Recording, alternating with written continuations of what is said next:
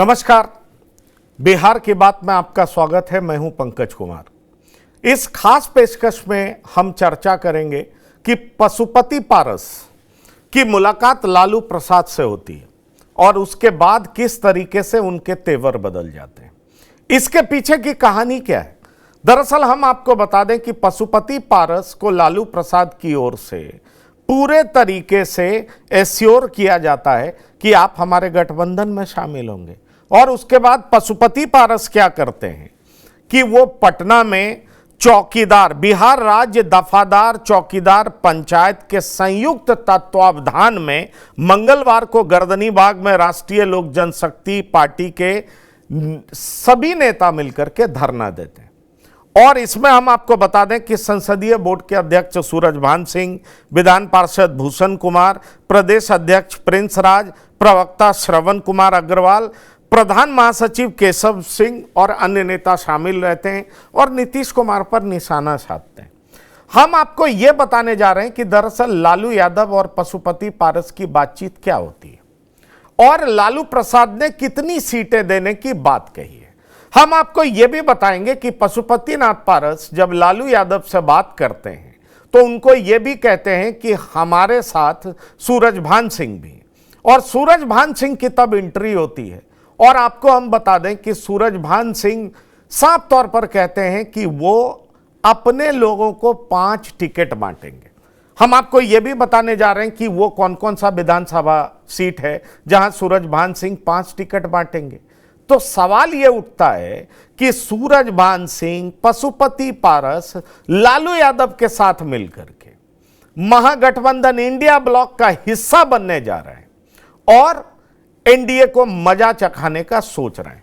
तो किस तरह की राजनीति बिहार में होने वाली है, इसके बारे में हम चर्चा करेंगे, क्योंकि हमारे साथ जुड़ रहे हैं कुछ मेहमान जिनसे आपका परिचय करा दें। हमारे साथ जो मेहमान जुड़ रहे हैं, प्रवक्ता बीजेपी हैं डॉक्टर राम सागर सिंह, आपका बहुत स्वागत है। साथ ही साथ हमारे साथ राम बंधु वत्स जुड़ रहे हैं, राजनीतिक विश्लेषक हैं, आपका भी बहुत स्वागत है। केशव सिंह जी हैं, एलजेपी पारस ग्रुप के प्रवक्ता हैं, आपका बहुत स्वागत है। और डॉक्टर संजय कुमार हैं, राजनीतिक विश्लेषक, आपका भी बहुत स्वागत है। केशव जी, सीधा मैं आपके पास आना चाहूंगा। मेरा सीधा सवाल है, कल से आपने सीधा हमला करना नीतीश कुमार पर शुरू कर दिया है। मैं आपसे यह पूछना चाहूंगा कि क्या अब आपने तय कर लिया है कि आप इंडिया ब्लॉक का हिस्सा बनने जा रहे हैं, क्योंकि आप नीतीश कुमार को दलित विरोधी कह रहे हैं, एनडीए पर इस तरह का आरोप चस्पा कर रहे हैं, तो क्या यह मान लिया जाए कि आप इंडिया ब्लॉक का हिस्सा बन चुके हैं, आपकी बात औपचारिक तौर पर हो चुकी है? जरा इस बारे में बताएं। देखिए, हमारे दल के 18 नवंबर को जिला अध्यक्ष और 24 तारीख नवंबर को बिहार प्रदेश के जितने भी पदाधिकारी हैं सबका बैठक पटना में हुआ था। पटना के बैठक में बहुत विस्तृत चर्चा कर करके तमाम साथियों ने देखा कि जिस ढंग से हमारे साथ एनडीए व्यवहार किया है, जिस ढंग से हमको उपेक्षित किया, जिस ढंग से लोकसभा के चुनाव में हमको ठगा, जिस ढंग से हमको समझौता के बाद सीट नहीं देने के बाद भी प्रचार प्रसार कर करके और चुपचाप छोड़ दिया, तो इन तमाम चीजों को लेकर के ये तय हुआ कि हम ना महागठबंधन के साथ हैं, न एनडीए के साथ हैं, हम दोनों से समान दूरी बना करके चले। रही बात की नीतीश कुमार पर हमला बोलने का, तो जो परसों हमारा कार्यक्रम था वो राष्ट्रीय लोक जनशक्ति पार्टी का नहीं था, दलित सेना का था। दलित सेना के राष्ट्रीय अध्यक्ष पशुपति कुमार पारस जी ही हैं और दलितों की समस्या, बिहार के चौकीदार दफादार का इशू को लेकर के जो राज्य सरकार फरमान जारी किया है, जो गलत जो संदेश दिया है, गलत परिपत्र जारी किया है, उसको लेकर के बिहार राज्य चौकीदार दफादार महापंचायत और दलित सेना का संयुक्त धरना था।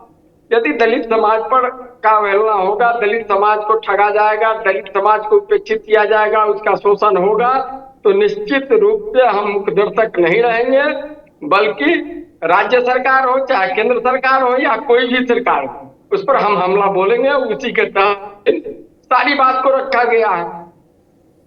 नहीं, वो बात तो ठीक है, मैं आ रहा हूं, अन्य पैनलिस्ट भी हमारे साथ हैं। केशव जी ये बताइए, ये तो आप राजनीतिक बात कर रहे हैं, जरा गैर राजनीतिक बात भी करिए। कल परसों से आप एक्टिव हो गए हैं लालू जी के साथ आपकी खिचड़ी क्या पक रही है? देखिए, लालू जी के साथ मेरी कोई खिचड़ी नहीं पक रही है। अरे दही चूड़ा तो खाए खिलाए ना, दही चूड़ा तो खाए खिलाए ना। वही आ रहे हैं, उसी बिंदु पर आ रहे हैं कि मकर संक्रांति का दिन था, जिसको बिहार और उत्तर प्रदेश में हम लोग खिचड़ी भी कहते हैं।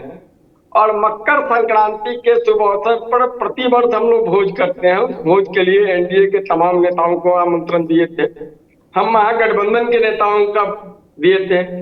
मकर संक्रांति का जो पर्व है वो सौहार्द का पर्व है। उस सौहार्द के पर्व में हम बुलाए थे, हमारे एनडीए के साथी लोग नहीं आए, लेकिन लालू जी आए।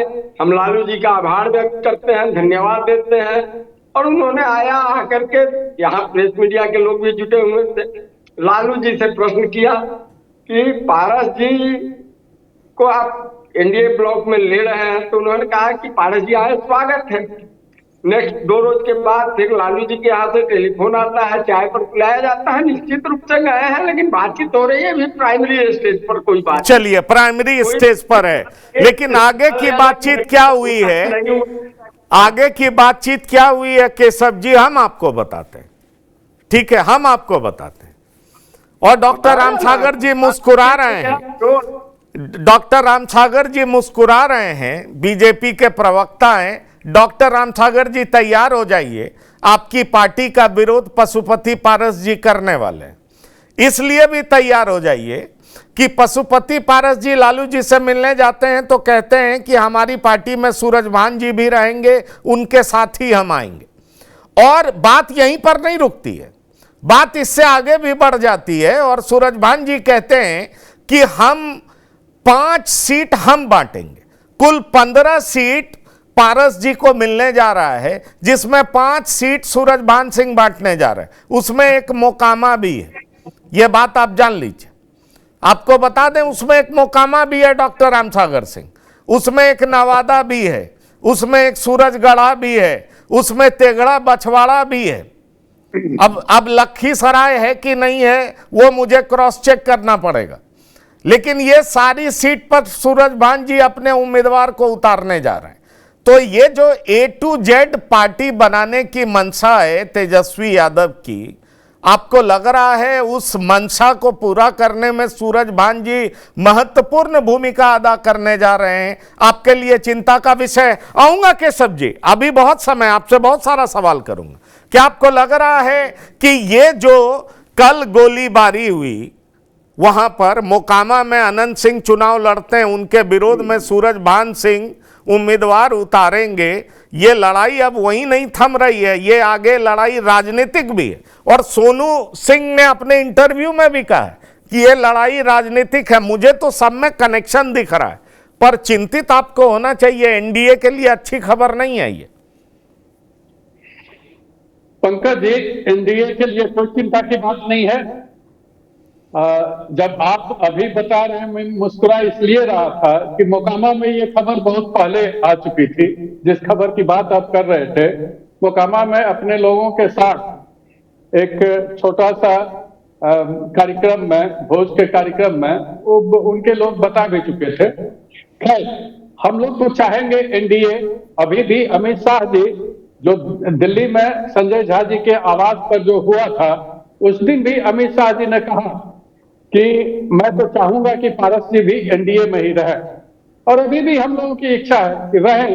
और जब ये मेरे साथ थे तो पूरा सम्मान, जब इनको मंत्री बनाया गया तो जब तक लोकसभा भंग नहीं हुआ तब तक ये मंत्री बने रहे। पूरा सम्मान बीजेपी और एनडीए ने इनको पारस जी को दिया, और अभी भी सम्मान देने में कोई कमी हमारी पार्टी नहीं करेगी। हाँ, जहां तक राजनीतिक बात है, जिसको जहां सूट करेगा, मेरा ये मानना है कि 25 का जो बिहार के लिए वर्ष होगा वो कल्टा कल्टी का वर्ष होगा। कुछ इधर कल्टेंगे, कुछ उधर कल्टेंगे, कुछ इधर जाएंगे, कुछ उधर जाएंगे। सब लोग अपने अपने राजनीति के हिसाब से तय करेंगे, अपने क्षेत्र के हिसाब से तय करेंगे कि हमको चुनाव कहाँ लड़ेंगे और मेरे लिए कहाँ सेफ रहेगा। ये इन सारी चीजों को देख करके, लेकिन पीछे जो भी चुनाव आप देखे होंगे कि 4 बाई इलेक्शन हुआ है, चारों में क्या स्थिति रही है आप देख चुके नहीं, ठीक है, हम देख चुके हैं, हम बिल्कुल देख चुके हैं। रामसागर जी, आप ये भी बताइए, जब आपको पता है तो मैं चाहूंगा कि हमने जो बोला है, जो मुझे जानकारी है, वो क्या बिल्कुल पूरे तरीके से सही है? केशव सिंह तो बोल रहे हैं प्राइमरी स्टेज में बातचीत है, लेकिन क्या मुझे जो जानकारी है, सूरजभान सिंह 5 टिकट बांट रहे हैं, उस पे जिन सीटों की चर्चा मैंने की है, क्या वो सही है? अब उस पर हम नहीं कह सकते, क्योंकि उन लोगों के बीच का बात है। मोकामा की जो चर्चा थी उसका हमने जिक्र आपके सामने किया, कुछ पत्रकार लोग, कुछ और लोग भी हमको बताए थे कि ऐसे ऐसे बात है डॉक्टर साहब। वो उन लोगों के बीच का बात होगा, कहाँ कौन सीट लेंगे, किसको दिया जाएगा, कितना सीट दिया जाएगा। नहीं, पर ठीक है, पर ये बताइए कि पशुपति अभी तो कांग्रेस सीट के लिए लड़ रही है। अच्छा ठीक है, पशुपति पारस को आप लोगों ने बहुत बेवकूफ बनाया, वो इतने दुखी हैं, उनके प्रवक्ता बोल रहे हैं। ये बताइए, लोकसभा में सीट दिए नहीं, लोकसभा में सीट दिए नहीं, विधानसभा में उनको आप अपना हिस्सा मान नहीं रहे हैं, गवर्नर बनाए नहीं, और जब जब वो अपनी आवाज उठाते हैं तो आप एक लॉलीपॉप दे देते हैं कि हमारे साथ रहते तो अच्छा होता, वो एनडीए में ही रहे तो बढ़िया है। इसका मतलब क्या निकाला जाए? आपने सुना केशव सिंह का दर्द क्या है कि हमको बेवकूफ बनाते रहे ये? देखिए पंकज जी, जिस समय इनको मंत्री बना करके प्रधानमंत्री मोदी जी ने रखा होगा, उस समय चिराग पासवान को लगता होगा कि मेरे साथ इस तरह का बात हुआ। लेकिन मेरी पार्टी और एनडीए चाहती है कि दोनों चचा भतीजा एक साथ आए। सूरजभान सिंह भी अनेकों बार ये बयान दिया है कि हम चाहते हैं कि दोनों एक साथ आए। अब इन लोगों के बीच का क्या मामला है सूरजभान? नहीं, तो अगर दोनों एक साथ नहीं आते हैं, तो भतीजे का तो आप सम्मान करते हैं, चाचा को भूल जाते हैं, और अब चाचा जो है वो प्रतिशोध की अग्नि में जल रहे हैं। उनको लग रहा है आपने बुर्बक बनाया उनको। नहीं, बेवकूफ बनाने का चलिए, ठीक है, पीछे भी मिला है और आगे भी मिलेगा। ठीक है डॉक्टर संजय, हम लोग थोड़ी देर पहले ही चर्चा कर रहे थे, मोकामा में सूरजभान सिंह अपना उम्मीदवार उतारेंगे, सूरजगढ़ा में अपना उम्मीदवार उतारेंगे, नवादा में उतारेंगे, तेगड़ा बछवाड़ा दोनों में एक सीट अपने चॉइस का उतारेंगे, और पारस गुट को 15 सीटें लालू प्रसाद देने जा रहे हैं। आने वाले विधानसभा चुनाव में ये जो पारस गुट है, एलजेपी पारस गुट, उसको आप कितना ताकतवर मानते हैं? क्योंकि मेरे पास जानकारी है, लालू प्रसाद के पास गए पशुपति पारस, बोले मैं तो आपके साथ आऊंगा, लेकिन मेरे साथ सूरजभान सिंह भी हैं, और सूरजभान सिंह की महत्ता क्या है ये पारस ने लालू प्रसाद के सामने व्यक्त कर दिया। ये भोज में भी सूरजभान जी को लेकर गए थे। हाँ, नहीं, ठीक है, बिल्कुल।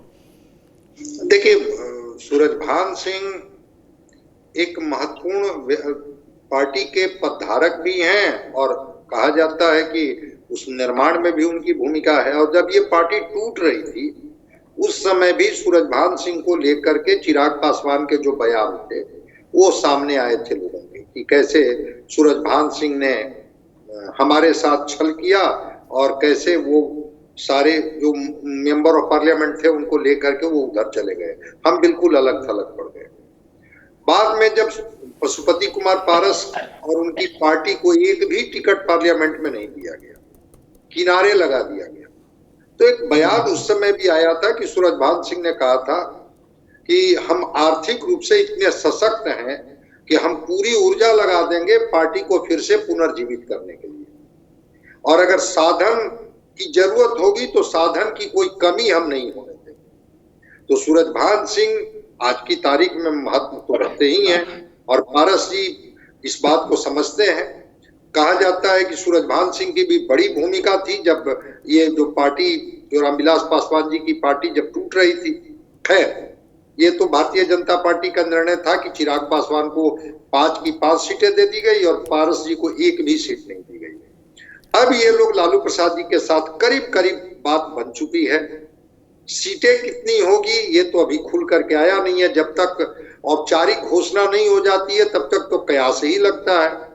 लेकिन जो आपके कयास हैं उन कयासों में भी दम है कि सूरजभान जी के हिस्से में इतनी सीटें रहेंगी और ये किनका डोमिनेटेड क्षेत्र है, कैसे सूरजभान सिंह ने पारस जी को समझाया होगा, लालू प्रसाद जी को भी समझाया होगा कि ये सीटें आप हमें दीजिए, हम आपको परिणाम देंगे, हम जीत करके ये सीटें देंगे। हर पार्टी, हर गठबंधन चाहती है कि हमको जीताऊ कैंडिडेट मिले, साधन संपन्न कैंडिडेट मिले। बाहुबली के साथ साथ धन बली होना भी अब चुनाव लड़ने के लिए बहुत आवश्यक है। बाहुबली तो हैं, धन की ताकत भी उनके साथ जब जुड़ जाती है तो फिर शायद पार्टियों को आसान हो जाता है कि कैंडिडेट उनके ही मनपसंद के होते हैं, लेकिन चुनाव जिताने के जो बाकी सारे साधन है वो कहीं ना कहीं से आ जाते हैं। तो पारस जी के पास अब कोई विकल्प नहीं था, तो लालू प्रसाद जी के साथ जाने और इंडिया गठबंधन में के साथ लड़ने के अलावा और इनके पास क्या ऑप्शन? कोई ऑप्शन नहीं है। अमित शाह जी चाहे जितनी बात बोल रहे हैं, लेकिन धैर्य की भी तो एक सीमा होती है। जाकर के मिल लिए थे ये दिलीप जायसवाल, लगा कि कुछ बात बनेगी। अमित शाह जी ने पारस जी से मुलाकात कर ली थी, लगा कि कुछ बात बनेगी। लेकिन जिस तरह से भतीजे को लगातार प्रमोट किया गया, हाजीपुर सीट के लिए अड़े हुए थे पारस जी, हाजीपुर तो छोड़ दीजिए, एक भी सीट नहीं दी गई। तो पारस जी का एक बयान से मैं सहमत हूं, वो कहते हैं कि राजनीति करने वाला व्यक्ति तो राजनीति ही करेगा ना। नहीं, ठीक है, राजनीति करने वाला व्यक्ति राजनीति करेगा। आप ये बात आप बिल्कुल ठीक कह रहे हैं, वो घर तो बैठेगा नहीं। लेकिन रामबंधु वत्स जी, आरजेडी तो कभी कह रही थी कि ये फूके हुए कारतूस हैं। ये मेरे बयान नहीं है, मैं किसी को फूका हुआ कारतूस नहीं कहता हूं। आखिरकार आरजेडी को विधानसभा चुनाव में ऐसा क्या दिखाई दिया? क्या ये लगता है कि सूरजभान सिंह 5 सीट पे दबदबा दिखा पाएंगे?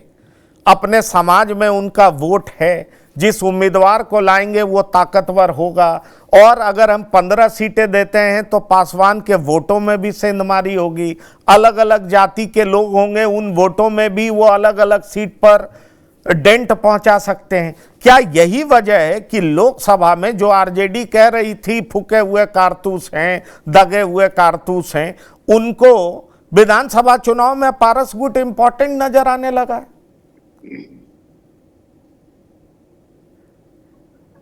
पशुपतिनाथ पारस की जो राजनीति है वो महागठबंधन के साथ अगर वो आते हैं तो उनकी राजनीति और निखर जाएगी। चिराग पासवान के पास अभी उनके पिता की जो छवि है वही इकलौती पूंजी वही है। वो पासवान समाज की राजनीति के लिए नया कुछ नहीं कर पा रहे हैं। आप देख रहे हैं कि जो दफादार चौकीदार संगठन का जो प्रदर्शन हो रहा है, ये पासवान समाज की जातिगत अस्मिता से जुड़ा हुआ प्रदर्शन है।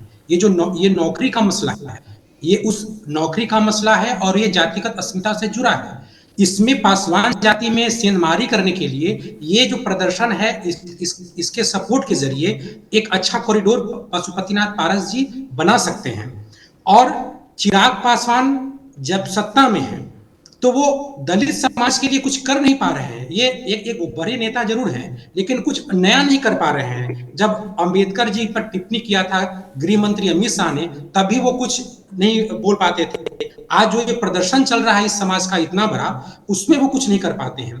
तो राजद सुप्रीमो को निश्चित तौर पे इस बात का आभास है कि पासवान जाति में नया अगर कुछ करना है, अगर उसमें जाना है, तो पशुपतिनाथ पारस जी ही बिल्कुल एक अच्छे और एक सफल कॉरिडोर के रूप में आ सकते हैं। इस समय एनडीए सरकार बिहार में, एनडीए में दलित नेता चाहे जितने भी हों, लेकिन दलित मुद्दों को जितने अच्छे तरीके से आरजेडी भुना पा रही है, उतना न एनडीए और न बीजेपी भुना पा रही है। चाहे वो अंबेडकर का मसला हो या कोई भी अन्य मसला हो, मुद्दे में आरजेडी उस दलित मसले को बहुत अच्छे से भुना रही है। तो इसलिए पशुपतिनाथ पारस जी उपयोगी हैं, वो फूके हुए कारतूस नहीं है। हाँ, फूके हुए कारतूस की स्थिति उनकी तब बन सकती थी जब वो सत्ता में हैं। सत्ता में रहने के बाद वो नीतीश कुमार का विरोध नहीं कर पा सकते थे। नीतीश कुमार को आज जितने सशक्त तरीके से पासवान विरोधी वो प्रमाणित कर रहे हैं, जब दलित और महादलित की जो संकल्पना जदयू की रही है, नीतीश कुमार जी की रही है, उसमें पासवान समाज हाशिए पे चला गया था,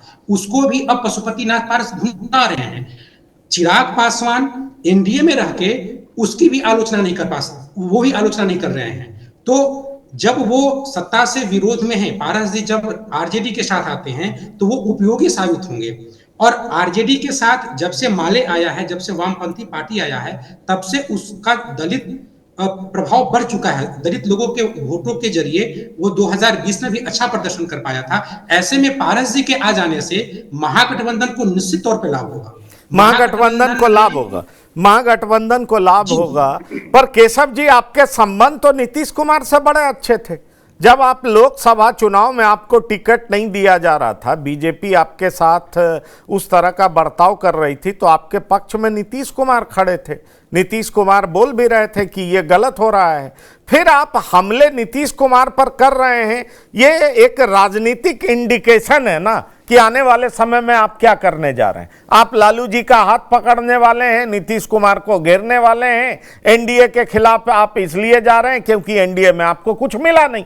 तो अब आपको ये पिक्चर क्लियर है कि एनडीए का विरोध करना है और एनडीए का विरोध करके लालू प्रसाद का समर्थन करना है, और इसी में आपकी राजनीति बचती भी है। क्या कहते हैं आप?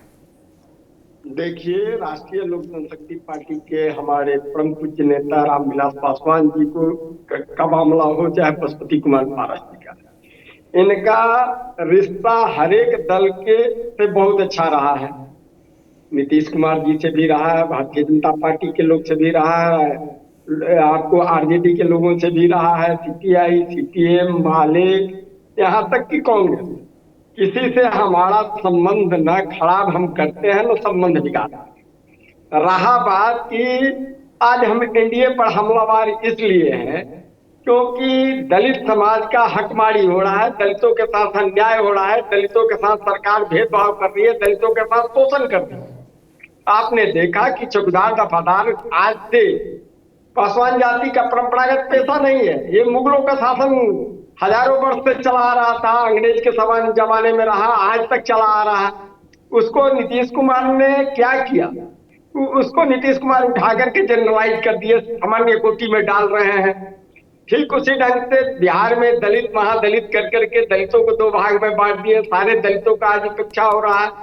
आपने देखा कि दलितों का उपेक्षा करने के ही क्रम में परसों जहानाबाद में जीतन राम मांझी भी अपना दुखड़ा को पाया कि ये तमाम जगह दलितों का शोषण एनडीए की सरकार में हो रही है। और हम दलित हैं तो हम हाथ पर हाथ रख करके बैठ करके अपना शोषण नहीं कराएंगे। हम 21वीं सदी के हैं, हम इसका मुखर विरोध करेंगे जो भी मेरा शोषण करे। हम कोई बधुआ मजदूर भारतीय जनता पार्टी या नीतीश कुमार जी का नहीं है। हाँ, जरूर उस बात को मैं स्वीकार करता हूं कि जो मेरे इस लड़ाई में साथ देगा, वह आरजेडी हो, कांग्रेस हो, माले हो, सीपीआई हो, सीपीएम हो, चाहे भाजपा के लोग भी आ जाए, तो हम उसके स्वागत करने के लिए तैयार हैं। लेकिन हम शोषक बनने के लिए तैयार नहीं। और रहा बात की, एक बात आपको अभी हम स्पष्ट कर देते हैं कि मकर संक्रांति के बाद ठीक है कि राष्ट्रीय लोक जनशक्ति पार्टी का कुछ समीकरण बदलते हुए दिखाई दे रहा, लेकिन खिचड़ी मीडिया के साथ ही पका रहे हैं। अभी कोई न 10 सीट का बात है, न 15 सीट का बात है। सूरजभान सिंह जी हमारे पार्टी के संसदीय बोर्ड के राष्ट्रीय अध्यक्ष हैं। उनको रणनीति बनाना है, उनको तय करना है, उनको कौन सीट, तो पार्टी का पूरा चुनावी रणनीति और उस पर फैसला लेने के लिए सूरजभान जी अधिकृत है। सूरजभान जी फैसला लेंगे कौन सीट चाहिए कौन नहीं। अभी तो कोई सीट का बात नहीं है। लखीसराय हो, चाहे सूर्यगढ़ा हो, चाहे तेगड़ा हो, चाहे बछवाड़ा हो, ये सब, चाहे नवादा भी, केशव जी नवादा भी ये नवादा, ये सब कहीं कुछ बात नहीं है। अभी हम लोग सीट ही नहीं चिन्हित किए हैं। आपको मैं बता देना चाहता हूँ कि सूर्यगढ़ा आप नाम रख रहे हैं, सूर्यगढ़ा पर कौन है? आरजेडी सीटिंग है। तेगड़ा कौन? तो सीपीआई सीटिंग है। नहीं तो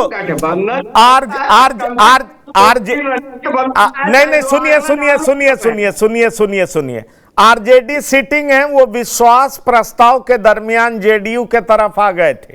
प्रहलाद यादव उनको वोट कर दिए थे, तो इसलिए उनको टिकट बीजेपी देगी या जेडीयू देगी, और हमको लगता है बीजेपी ही देगी, क्योंकि खबर यह है कि विजय सिन्हा के कहने पर प्रहलाद यादव आए थे।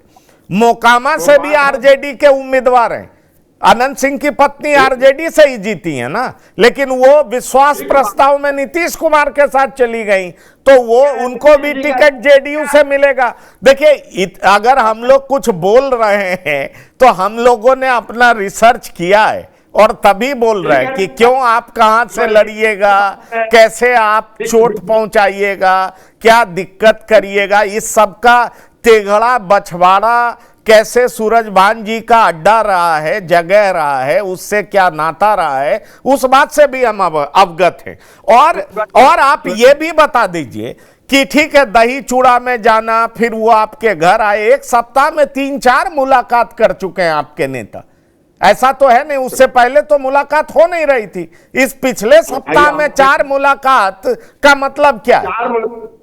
अच्छा, 3 मुलाकात तो है ना? 3 मुलाकात। हाँ, चलिए। एक मुलाकात हमारा 13 तारीख को दल के नेता, जिसमें पशुपति कुमार पाड़ा जी थे, चंदन सिंह जी थे, प्रदेश अध्यक्ष हमारे प्रिंस राज जी थे, सरवण अग्रवाल जी थे, ये तमाम लोग जाकर के लालू जी को मकर संक्रांति के लिए निमंत्रण दिए कि आयोजन हुआ है, उसमें आए। 15 तारीख को लालू जी स्वयं आए, एक ये मुलाकात थी।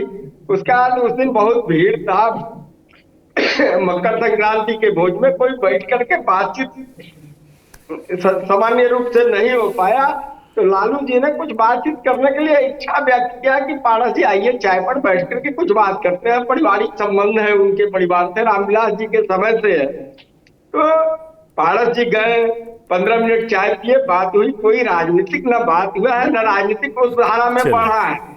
हाँ, अरे अभी हम लोग यही बात है ना कि अब जब दही चूड़ा राजनीतिक भोज हो गया तो फिर राजनीतिक बात कैसे नहीं होगी? रामसागर सिंह, आप ये बताइए डॉक्टर साहब कि ये जब इधर उधर हाथ पैर मारने लगते हैं तो आप लॉलीपॉप पकड़ा देते हैं। इस बार आपका लॉलीपॉप काम करता हुआ दिख नहीं रहा है। ये मन बना चुके हैं आपके खिलाफ लड़ेंगे और 15 सीट पर तो लड़ेंगे। और लालू यादव को भी लग रहा है कि छोटी छोटी पार्टी को डॉक्टर रामसागर जी करेंगे। 1 मिनट में आप पहले विचार ले लीजिए। हाँ दीपक जी, हमको कम बता कि 15 सीट में पहले बांध रहे हैं।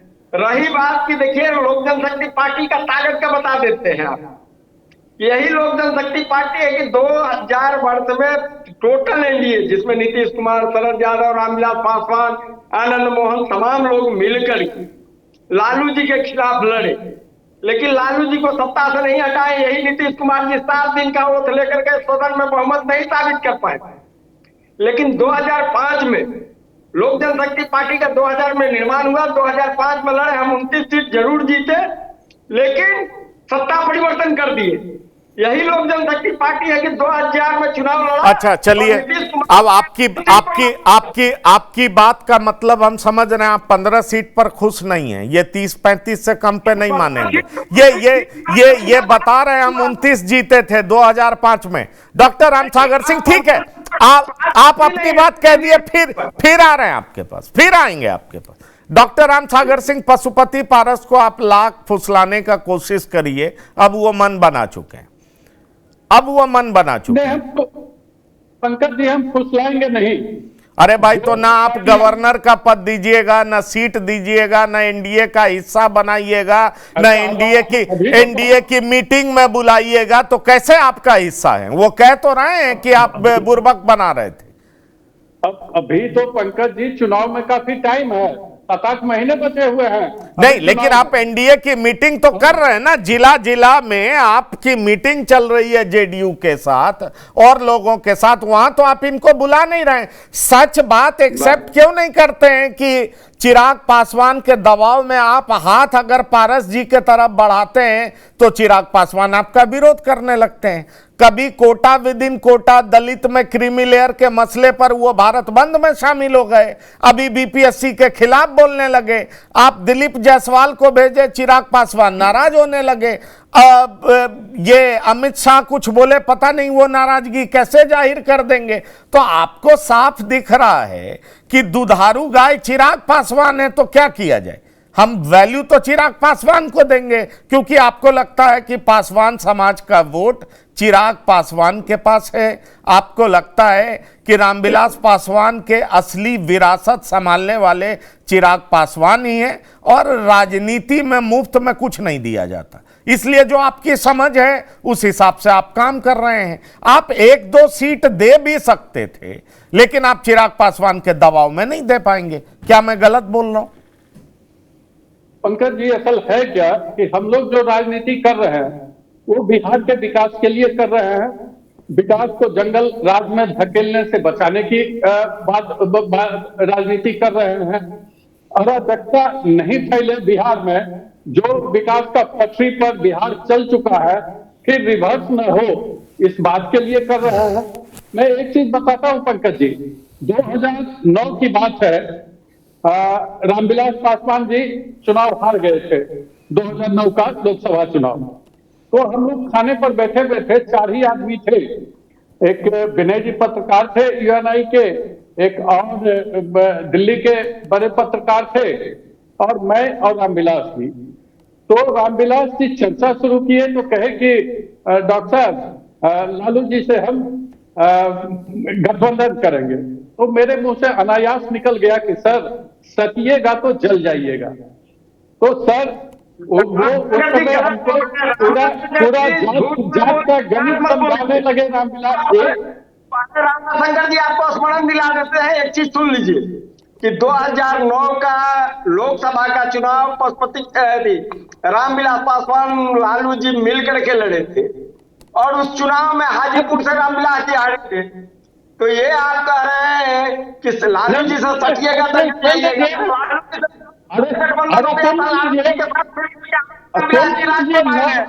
नहीं, एक मिनट, केशव जी जरा बोलने दीजिए, आप अपने टर्न पे बोलिएगा। मेरा बैठा हो और मैं कोई बना करके कहानी बनाने वाला आदमी में से नहीं हूँ। नहीं, आप बोलिए डॉक्टर साहब, बोलिए। और मैं कहा था कि सटिएगा तो जल जाइएगा।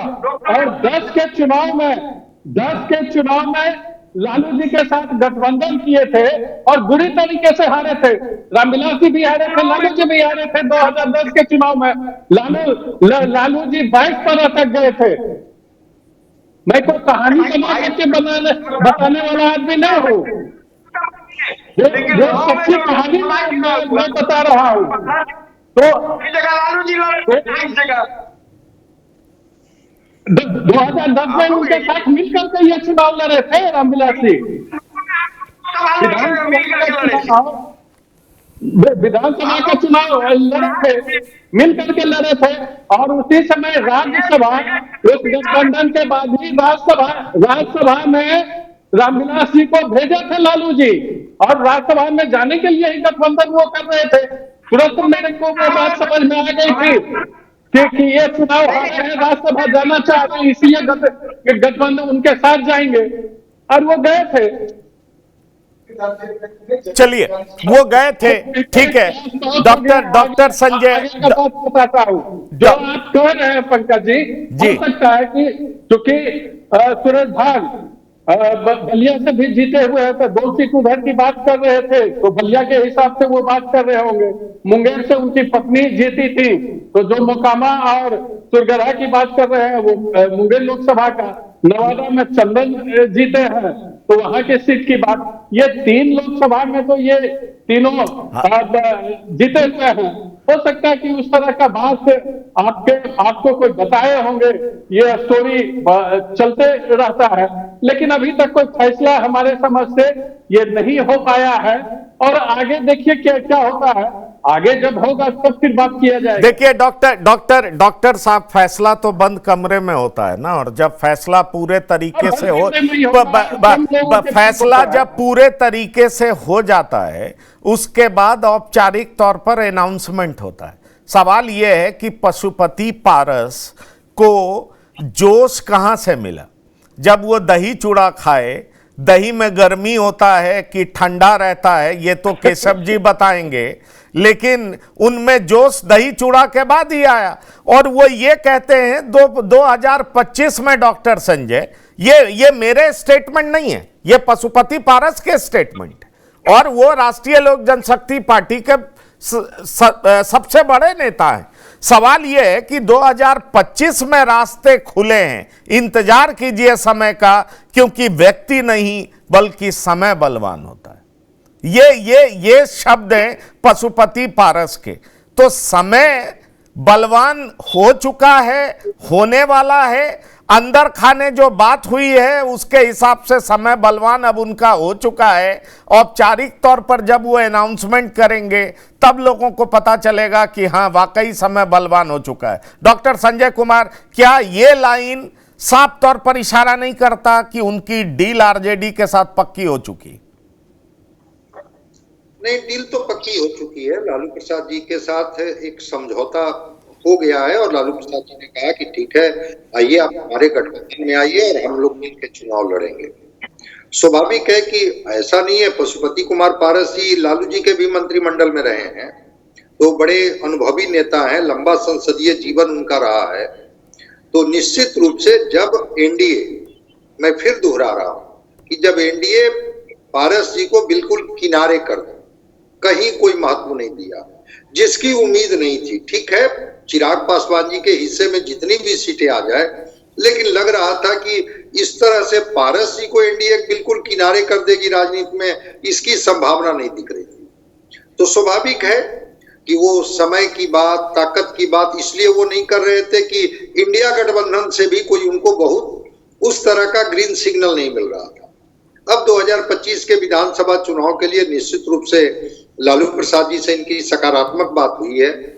सकारात्मक बात के बाद ही उनका जो आत्मविश्वास है, कॉन्फिडेंस लेवल है, वो बढ़ा हुआ है और वो कह रहे हैं ठीक है, सीटों के गणित में कम हो सकता है, अधिक हो सकता है, मैं नहीं जानता हूं, लेकिन हाँ, पारस जी को लालू प्रसाद जी ने कहा कि आपको एक सम्मानजनक सीटें हम देंगे, आप आइए मेरे गठबंधन में।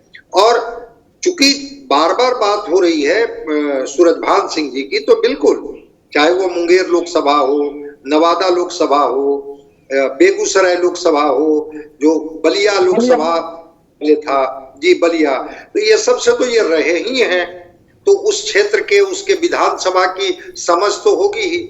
और लालू प्रसाद जी को या पारस जी को तो ये भरोसा दिला ही सकते हैं कि अगर इन सीटों पर टिकट का बंटवारा मेरी सहमति से होगा तो हम लोग परिणाम देने में कामयाब होंगे। एक दूसरी बात क्या होती है कि कभी कभी जो गठबंधन होता है वैसे लोगों पर भी दांव लगाती है जहां उनको लगता है कि हम तो उसको हरा ही नहीं सकते हैं।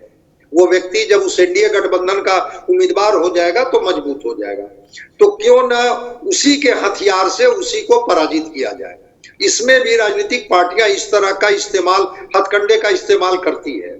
सूरजभान सिंह कहीं ना कहीं से एक मजबूत कड़ी है जिसमें कि एनडीए के कैंडिडेट को कैसे हराया जाए, कैसे उनके कमजोर नस को किया जाए। और फिर मैं दोहरा रहा हूं कि बाहुबल और धन बल जब दोनों का कॉकटेल हो जाता है ना, तो चुनाव लड़ना भी और चुनाव लड़ाना भी थोड़ा आसान हो जाता है। सूरजभान सिंह बहुत पहले से इस बात को बोल रहे हैं कि मैं पूरी राशि, पूरा धन, पूरा साधन मैं लगा दूंगा पार्टी के लिए, लेकिन हम पार्टी को किसी के सामने गिड़गिड़ाने का मौका नहीं देंगे। तो अगर सूरजभान सिंह इस तरह का हुंकार भर रहे हैं तो पारस जी को वहां से तो ताकत मिल रही थी, लेकिन इधर गठबंधन में कोई जगह नहीं मिल रही थी। इस बार लालू जी का जो चूड़ा दही कह रहे हैं, वो दही का जो तासीर होता है ना, वो निश्चित रूप से वो गर्मी पैदा कर देती है। वो डॉक्टर राम सागर सिंह को भी खिला दीजिएगा दही, तो ये भी उसी तरह से बोलेंगे कि समय बलवान होता है। इसलिए वो दही की तासीर की ताकत है कि जिसमें वो बोल रहे हैं कि समय बलवान होता है, और एक ठोस आश्वासन उनको मिला है। उस आश्वासन के बाद ही पारस जी के चेहरे पर आत्मविश्वास झलक रहा है। सीट का गणित क्या होगा, ये तो थोड़ा भी और इंतजार हम लोग करें कि किस तरह पर, किस स्तर पर चीजों को तय किया गया है या बात हुई है। नहीं, ठीक है, वो केशव जी बता देंगे ना सीट का गणित क्या होगा। जब कह रहे हैं कि हमको नहीं पता है, मतलब मुझे कह रहे हैं कि आप जो कह रहे हैं वो गलत बोल रहे हैं, तो केशव जी बता देंगे कि इनकी पार्टी चाहत क्या रखती है, इच्छा क्या रखती है, कितने सीटों पर लड़ेगी या कितने सीट की मांग करेगी। ये आपकी पार्टी में कुछ सोच तो होगा ना। देखिए, हम 10 और 11 फरवरी को पुनः बिहार के तमाम जिला अध्यक्ष और राज्य के पदाधिकारियों का बैठक बुलाए, उसमें विचार हम जानेंगे। हम ये भी मांगे हैं, हम परिपत्र बोलिए तो दिखा देते हैं कि आप बताइए कि कौन कौन सा सीट लड़ने लायक है। जिला अध्यक्षों का विचार अभी प्राइमरी स्टेज पर मांग रहे हैं। उसके बाद हमारा राज्य संसदीय बोर्ड में जाएगा मामला, राज्य संसदीय बोर्ड फैसला करेगा तो केंद्रीय संसदीय बोर्ड, उसके बाद राष्ट्रीय अध्यक्ष जी चाहे जो वार्ता के लिए अधिकृत होंगे लालू जी से उनको बताया जाएगा। अभी कुछ बात बना नहीं है, कोई इस पर हम लोग अभी फैसला लिए ही नहीं, तो अभी बताना हमारे लिए हड़बड़ी है। इस पर कोई अंगणित अभी हम लोग सेट नहीं किए हैं। जब अंगणित सेट कर लेंगे तो निश्चित रूप से आपको बता दिया जाएगा। चलिए, तो आप ये कह रहे हैं अभी आपने कुछ सेट नहीं किया। डॉक्टर रामसागर सिंह, आपको लग रहा है पशुपति पारस का जाना आपके लिए चिंता का सबब हो सकता है? आपकी पार्टी के तरफ से कोई पहल हो सकती है क्या? ये एक बड़ा सवाल है, क्योंकि देखिए, ये ठीक है पशुपति पारस चेहरा होंगे, लेकिन दिमाग तो सूरजभान सिंह ही होंगे। इस बात से तो कोई इनकार नहीं कर सकता है। तो आरजेडी पशुपति पारस के कंधे पर बंदूक रख करके कहां निशाना लगाना चाह रही है, ये आप समझ रहे होंगे। पहले भी आरजेडी एक बार ऐसा कर चुकी है, छह विधान परिषद का सीट बांट चुकी है। तो ऐसे में आपको लगता है कि आपकी पार्टी एक्टिव होगी? क्योंकि अभी समय है, आप पशुपति पारस को मना लीजिए, एनडीए में बुला लीजिए। केवल बयान देने से तो काम नहीं चलेगा ना। नहीं, अब अभी अमित शाह जी का जो बयान आया है वो तो उसी दिशा में बढ़ाया हुआ कदम हमको लगता है कि अमित शाह जी ने उसी दिशा में कदम बढ़ाया है। जब वहां से वो कदम बढ़ चुका है तो यहाँ भी कुछ समय आने दीजिए, उस तरफ लोग बात करेंगे और चाहेंगे एनडीए के लोग की पारस जी भी हम लोगों के साथ रहें, चचा भतीजा दोनों साथ रहें, बिहार के विकास में आगे बढ़ाने का काम करें बिहार को। और अभी केंद्र से और बिहार दोनों मिल करके बजट में भी बिहार को मिलने वाली बात है, तो आगे बढ़ाने में सहूलियत होगी। तो हम लोग चाहेंगे कि सब लोग मिल करके बिहार को आगे बढ़ाने में साथ रहे, अलग अलग क्यों रहेंगे? नहीं, चलिए, आप इस तरह की बात कर रहे हैं रामबंधु वत्स जी, हमको तो इसमें पॉलिटिक्स नजर आता है। ये बीजेपी वाले पारस जी के लिए भी सॉफ्ट इसलिए हैं कि इनको पता है कभी भी चिराग धता बता सकते हैं, तो कम से कम ऐसा रास्ता खोल के रखें ना कि चिराग निकले तो पारस जी का एंट्री करा सकें। क्योंकि आपको याद होगा जब जब चिराग ऐंठे हैं तो बीजेपी का कोई ना कोई नेता मिलने चला गया। जब जब चिराग ने नाराजगी दिखाई है पारस जी से मिलने चले गए, या पारस जी खुद नड्डा जी के पास चले गए, ये हमने पूर्व में देखा है। आपको लगता है कि बीजेपी चिराग के कॉस्ट पर, क्योंकि चिराग पासवान तो बिल्कुल पारस जी और उनके तमाम जो नेता हैं जिन्होंने इनका साथ छोड़ करके और अलग रास्ता अख्तियार कर लिया था, वो किसी को शामिल करने के लिए तैयार नहीं, यहां तक कि प्रिंस राज को शामिल करने को तैयार नहीं। और ये ओपन स्टेटमेंट, जबकि सबसे ज्यादा सॉफ्ट वो प्रिंस राज की तरफ दिखें। आपको लगता है कि अगर चिराग नाराजगी दिखाएंगे तो बीजेपी ये कोशिश कर पाएगी कि पारस को अपने साथ ले ले? नहीं, चिराग पासवान की नाराजगी के डर के कारण ही वो पशुपतिनाथ पारस को की उपेक्षा कर रही है बीजेपी। वरना बीजेपी तो एक छोटे छोटे कुनबे को भी साथ लेकर चलने वाली पार्टी है। और जब भी चिराग पासवान एनडीए में रहे हैं, वो उनकी दो मांगे रही हैं। एक, वो अपने लिए मनचाहा सीट मांगते हैं, और दूसरा पशुपतिनाथ पारस जी की उपेक्षा। सिर्फ सीटों में ही नहीं, वो उनको गवर्नर नहीं बनाए, उनको न सम्मान मिले न सीट मिले, और अपने लिए सीट। ये दो मांगे चिराग पासवान की हमेशा रही है। इसलिए पारस के पास अब कोई अन्य विकल्प भी नहीं है। अगर वो अपनी राजनीति कायम रखना चाहते हैं या राजनीति में सक्रियता कायम रखने के लिए उन्हें एनडीए का साथ छोड़ना ही पड़ेगा। दूसरी बात यह है कि पशुपतिनाथ पारस जी के साथ सूरजभान सिंह हैं। सूरजभान सिंह ज्यादा समय तक निष्क्रिय रह ही नहीं सकते। वो ऐसे ट्रेन हैं जिनको आप हमेशा के लिए यार्ड में नहीं रख सकते हैं। उनका अपना प्रभाव है, उनकी अपनी एक अलग तरीके की सक्रियता है। तो वहां पे सूरजभान सिंह हैं, और एनडीए में जब तक चिराग पासवान है तब तक इनके लिए दरवाजे, सही मायने में दरवाजे बंद अगर कहीं हुआ है तो इन्हीं के लिए बंद हुआ है। जहां सत्ता है, जहां चिराग है, वहां पे पशुपतिनाथ पारस की कोई भूमिका नहीं है। तो इनके पास कुछ अवसर है ही नहीं। बीजेपी चाहे जितनी भी मीठी जुबान बोल दे, लेकिन वो मीठी जुबान बोल के ही कई बड़े बड़े दिग्गजों को उपेक्षित की हुई है, वो याद में भेज देती है हमेशा के लिए। तो इनके पास अब कोई अन्य विकल्प है भी नहीं। आप जिन 5 सीटों का नाम ले रहे थे, उनमें लखीसराय भी है। सूरजभान सिंह का उपयोग विजय सिन्हा के लिए भी करना है, और 5 सीटों पे वो सूरजभान सिंह का प्रभाव दिखेगा। लोकसभा में भले ही चिराग पासवान का 100% स्ट्राइक रेट हुआ था, लेकिन विधानसभा में कहानी उलट हो जाएगी।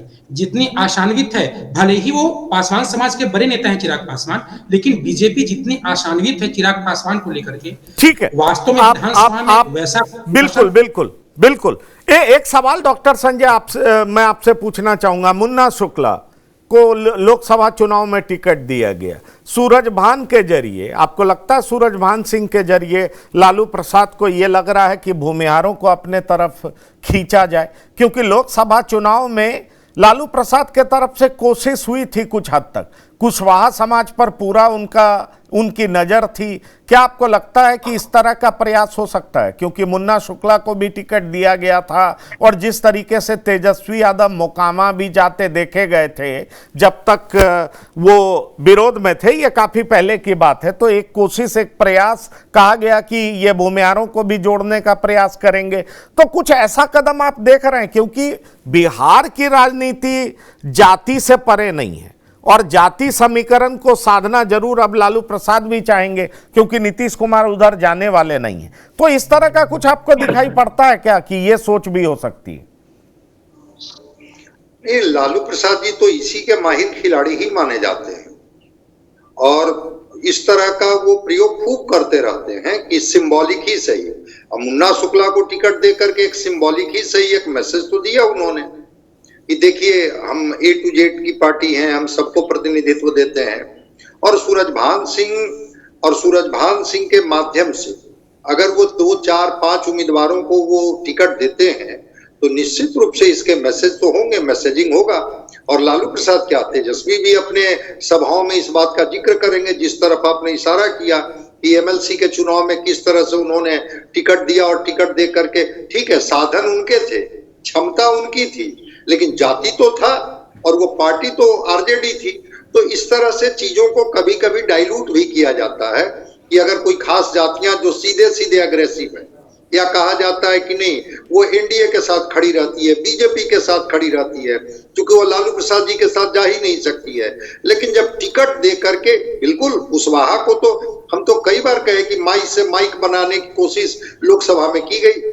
जो मुस्लिम यादव की पार्टी थी RJD, कुशवाहा को जोड़ करके माइक बनाने की कोशिश की गई।